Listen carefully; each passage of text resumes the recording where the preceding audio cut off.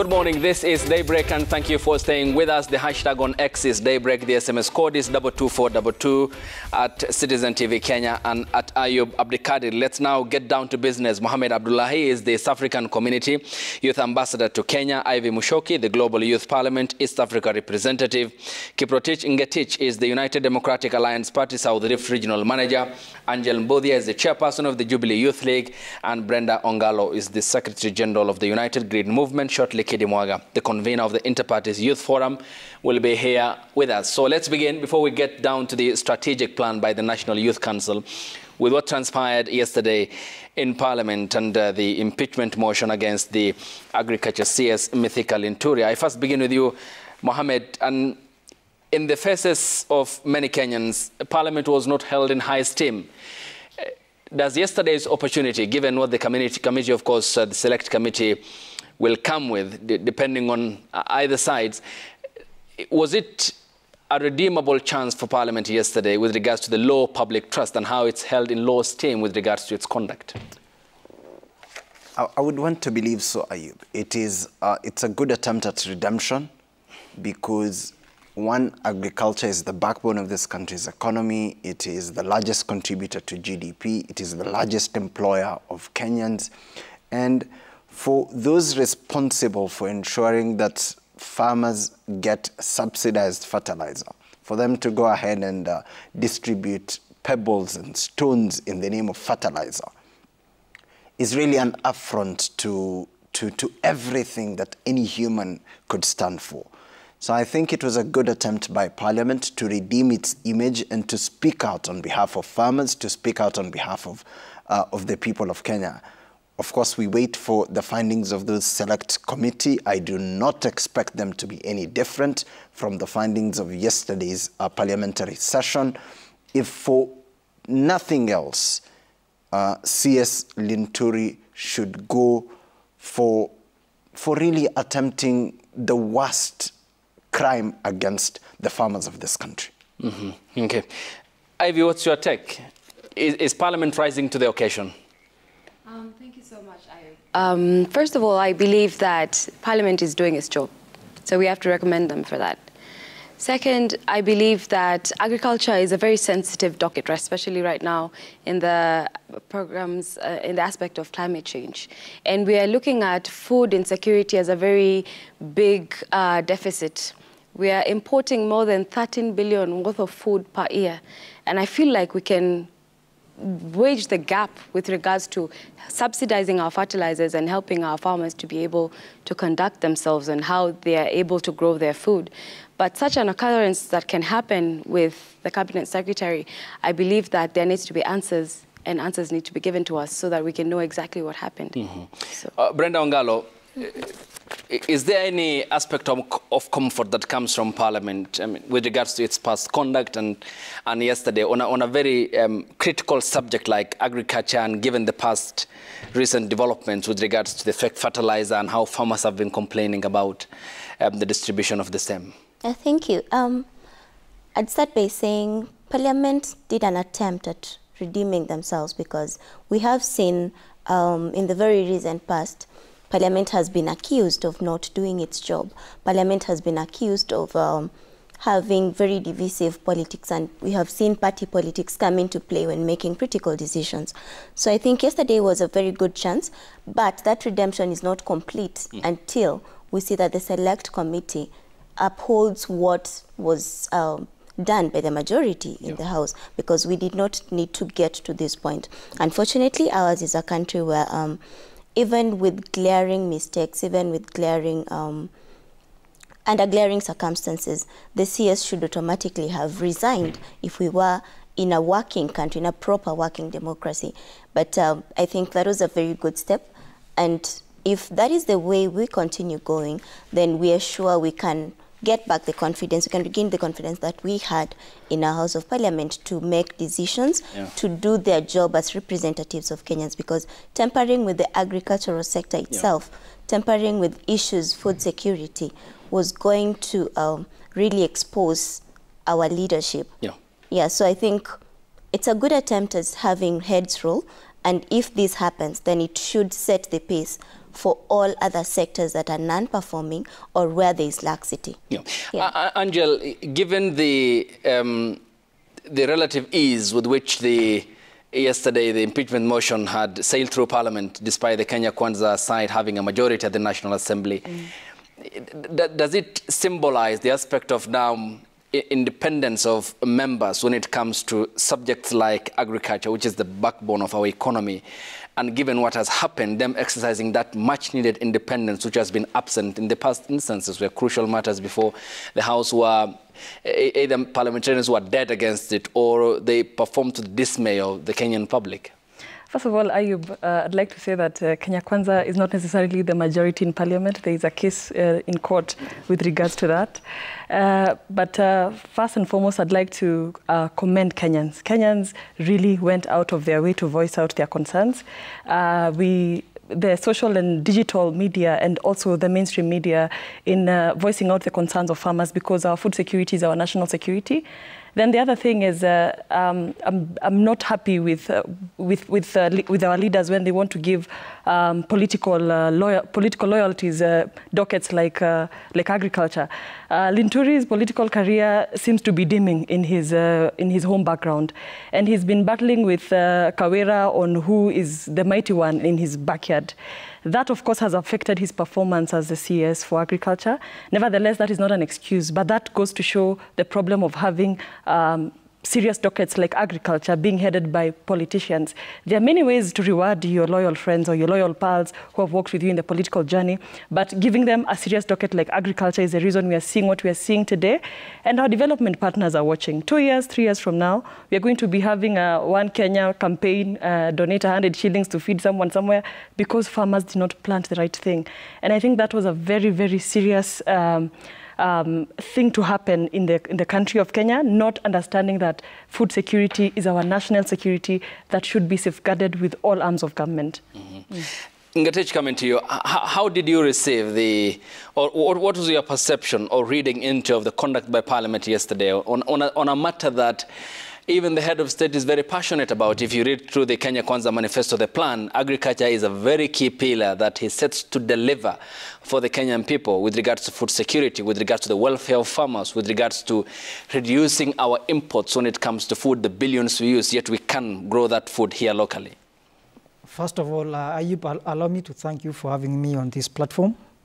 Before I comment on the impeachment session yesterday in Parliament, allow me to underline the fact that under this administration, Kenya Kwanza administration, under the leadership of William Ruto, there are two signature projects that we cannot allow anybody to joke with. One is the housing agenda. That is tied to job creation. That is why during Labor Day celebration, you heard the president saying there are already 140 young men and women working on construction side. The second pet project is on food security. That is why during the previous year, under fertilizer subsidy program, it increased our food production, our maize production in the country by almost 2 million bags. So recently you had even the Senate majority leader saying that we cannot allow anybody to joke with food security in this country. So for someone under the leadership of a ministry, critical ministry of agriculture like CS Mithika Linturi, he should be able to take political responsibility, in my view. So I think for Parliament impeachment case yesterday, it was a redemption moment. If that impeachment case sails, it is the first impeachment under the new constitution, because there was an attempt in the last Parliament, it failed. It will be, if it succeeds, it will be the second one after 2008 one, where Boni Alwale successfully moved an impeachment motion that impeached then Finance Minister Amos Kimunya. So I hope all the members of Parliament will rise up to the occasion, take their responsibility very seriously in terms of their oversight responsibility, and send Linturi home, in my opinion. Okay, so the general consensus here from, despite your political party belongings and the views that you hold, is that this is for the general good of the public, especially when it comes to food security. And that motion was sponsored by the Bumula lawmaker Jack Wamboka, approved by 149 MPs to 36, paving the way for the Select Committee to investigate the 3 allegations against the Cabinet Secretary and report its findings to the House within 10 days starting today, Friday, so they have some 9 days before they conclude on that matter. Let's come to the strategic planning by the National Youth Council here. And ladies and gentlemen, this is very key, because also your views are equally important as to how we take the country forward, because it's more or less the engagement of the young people. But from the degree of participation, empowerment and inclusion, coming to your first Ivy on this, even as we talk about this impeachment, the role of Parliament, I mean, getting our governance system to work, better it up. What then part of this strategic plan, how do you think it can tie up to better governance and the rule of law, constitutionalism, and the aspect of including young Kenyans to be onboarded in all these space where we are planning to take the country forward to the heights of prosperity? All right. Thank you so much, Ayub. First of all, I believe that the National Youth Council is a body that is supposed to actually carry our young people forward, and it's supposed to be the voice of the African youth, because we have national youth councils within the whole 54 states. And I believe that the National Youth Council actually needs to be given more funding, more probability of be able to instigate kind of with the institutions that they're trying to actually bring on board. So I believe that how the National Youth Council functions with regards to from when they amended the charter from 2009, I believe that the National Youth Council is a body that can carry most of us young people. And how it's being led, especially with regards to the structures, with regards to the staffing opportunities, with regards to even mainstream media on how the National Youth Council governs itself. I believe that NYC is actually one of the bodies that we are able to say that has really carried the mandate of the young people. The only thing that I actually have one problem with regards to this strategic plan is that it's a plan that is supposed to resource mobilize. But at the same time, are we actually even putting this strategic plan on a continental platform? We have the African Youth Charter that has been there and has not been ratified. So if we can be able to ratify this this African Youth Charter and use the National Youth Council to lobby and get more funding from the African continent through the African Development Bank, through our development partners, I believe that the National Youth Council is going to be able to move its mandate to what they're supposed to do. So that's my opinion, and I feel like this is something that we need to actually even convince His Excellency the Presidency through the reforms that he's leading to be able to put more agendas, put more emphasis on the bills so that we can be able to reform the African Youth Charter to help the National Youth Councils within the 54 states. Okay. Angel, this is certainly a very good plan on paper, but it needs actualization, getting to the practicality of it.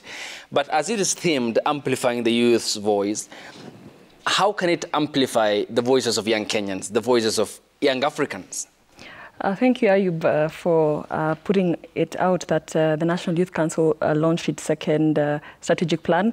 And I'm a proud member of the Youth Advisory Board of the National Youth Council. And we have continued to push the agenda of the youth and voicing out the issues of youth. And when you look at how far we've come with the National Youth Council, I am very proud to say that the National Youth Council of Kenya is one of the best established structures in the whole continent. We are being led by South Africa and Uganda, who have one of the best structures with the National Youth Council that work closely with government.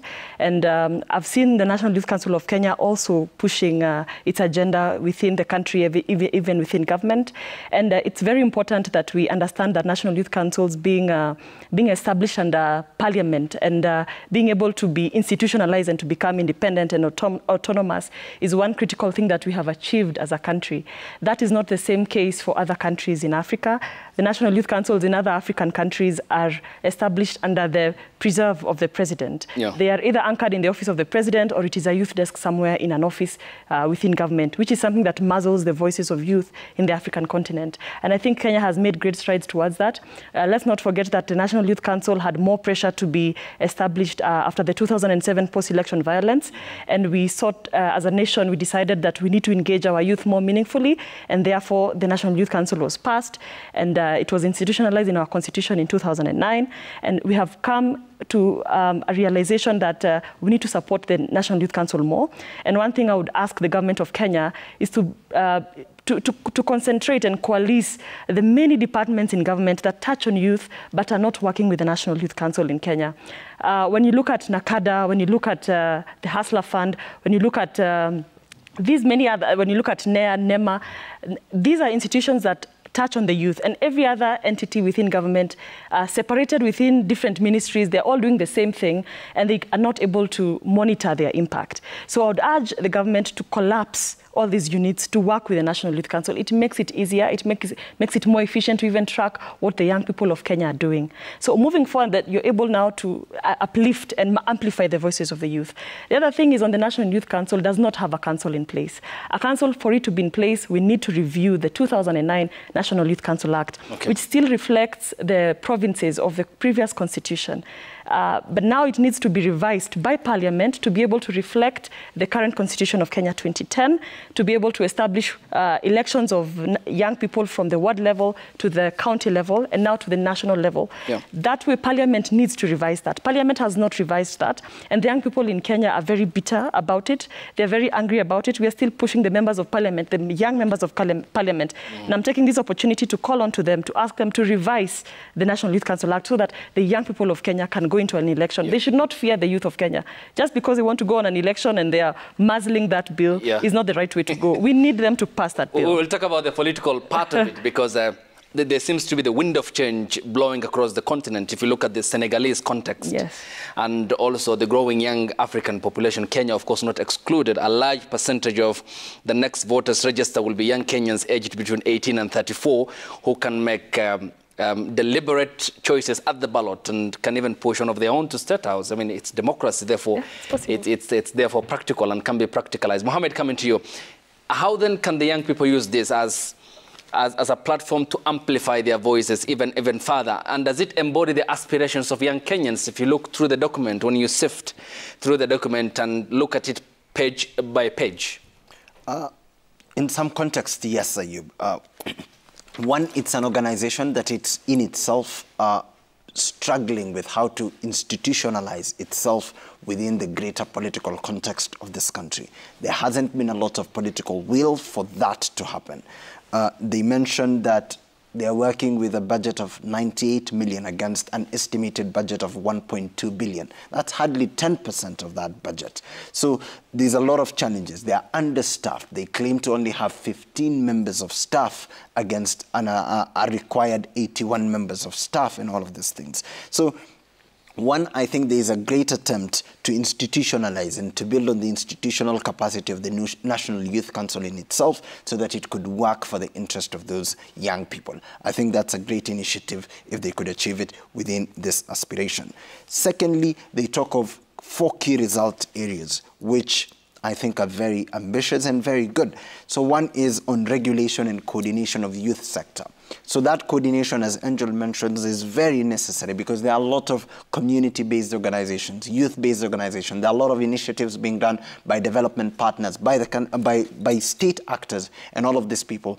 And the absence of those coordinated efforts to ensure that we are all working towards an established goals and our plans do not collide with each other and that we're not working on the same things year in, year out, I think is important. And if we could get that coordination coming from the National Youth Council, I think will be important. Thirdly, they also talk of establishing work plans, annual work plans against the budget provided. So I think it's a key way to measure what do we need to achieve? Have we achieved it? What is left for these things to achieve and all of those things? So I think the establishment of these 4 key result areas are ones which are measurable, which are good and established in good faith. Okay. Brenda, coming to you. When you look at that strategic plan, then how does it support the aspect of youth participation in politics? We'll talk more about that, their active engagement, their empowerment, and their inclusion into the larger aspect of the society in terms of economic decisions, social decisions, and political decisions as well? I'd first commend the government for just moving ahead to have this strategic plan, and it shows goodwill on the side of the youth. But again, the issue would be the implementation. You've asked on how to move to make sure that it actually works. There have been several recommendations because the purpose of having this strategic the strategic plan launched was to enable the youth to actually perform, to enable the youth to be empowered, basically. So looking at the 4 pointers that they put in place, there's the issue of preventing youth manipulation. It basically looks like finally somebody wants to be serious about having the youth, and having an institution that is properly run then would make sure that even as we talk about matters the youth, even as we have these several recommendations of having proper data collected to support the youth agenda, then we are able to track it, we are able to have it in one document, we are able to have structures that are finally working.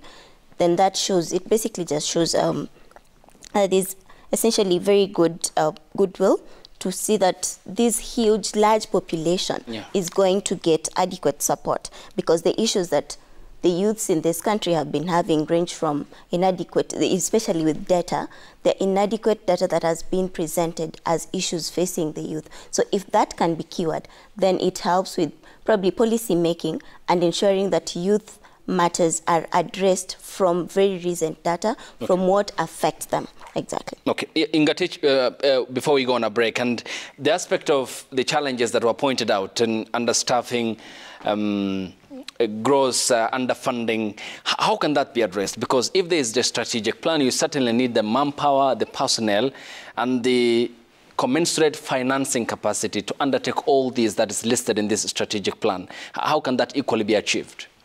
Okay, thank you very much, Ayub. Before I answer your question, allow me to pick up from where Angel left. Because let me first of all congratulate the Ministry of Youth under the leadership of CS Ababu Namwamba for launching this strategic plan. One, it indicates there is a new breath of fresh air as far as addressing youth matters in this country is concerned. But before, this is a National Youth Council strategic plan. But of our great concern is what Angel was raising. It has been over 10 years since we have a properly constituted National Youth Council. I think the last one was around 2013, 2014. Since then, we have never had that council. In fact, Angel is saying she's sitting at the Youth Advisory Board of the council. Yet, if you look at the NYC Act, that advisory board is supposed to actually advise the council, not the secretariat. And we don't have that council. So Angel even should be able to tell us who are they advising there. So, but back in 2019, Ayub, I was part of the young people in this country under the banner of Youth Serving Organization Consortium. We presented a memorandum in Parliament seeking to amend the National Youth Council Act 2009, one, to align, like Angel was saying, to 2010 Constitution, and to strengthen, to give power in terms of the strength of the National Youth Council to really advocate for the youth issues in this country. So towards the end of that Parliament, that bill went almost towards the end, but the term of the Parliament ended. So during the start of this Parliament, in fact, part of the bills that Honorable Speaker of the National Assembly said it will be brought forward to be fast-tracked because it was nearing the end, so that bills does not just die with the Parliament.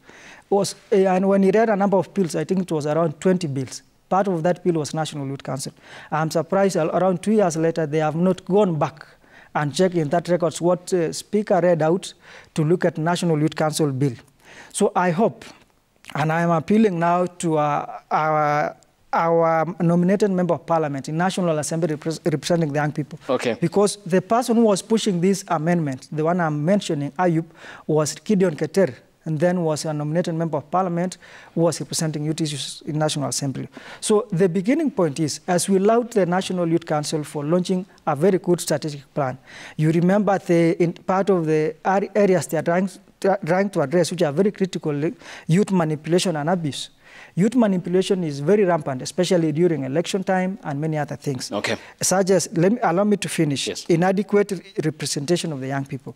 So the first and foremost, the first thing we should do going forward, in my view, is to call for that bill, because it was nearing the end, and then move it to presidential assent, and then we constitute now the council, and then now it will show now commitment from the ministry that is really willing to address the youth issues. Otherwise, all this will amount to nothing. Okay, we'll talk more about that, and as to whether we can, as to whether this can be the pathway for advocating for a transformed and safe youth who can make critical political and economic decisions as well when we get back from the break. And the panel will be joined by Kidi Mwaga, who is the convener of the Inter-Parties Youth Forum. So he cuts across all the parties.